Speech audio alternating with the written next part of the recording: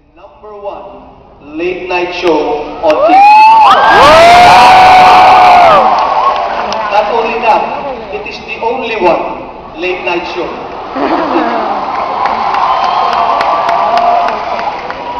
No, before anything, I'm very excited for Video honor to mo. be Ang part of linaw this eh, oh. event. I understand Hindi kita yung sa akin, eh. doing this for the last 20 years.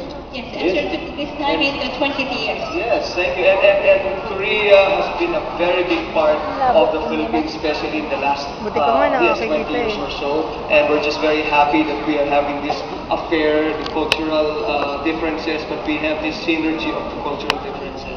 You know, alam niyo po, even the mother of the President of the Philippines, Corazon Aquino, yung presidente po, si Noynoy, she was named after Korea. Did you know that? Hindi. Yes. Si Korea Aquino.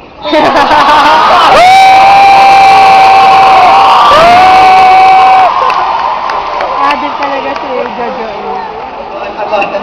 You think I can be Super Junior? Thank you. Ang saya pala dito. You know, the audience love us because, wow, we just want to laugh at Jojo A. Exactly, yes, exactly. Thank you. It's going to be a great affair. And, alright, so shall we proceed now? Yeah, why don't you go ahead? Alright, may we call on Mr. Lee Jong-sub, the chairman of the event, for the opening remarks. 이종석 제20회 한미문화축제준비위원장님의 개선언이 있겠습니다. Gusto ko mga ganyan salita. Gusto ko yung mga ganyan salita.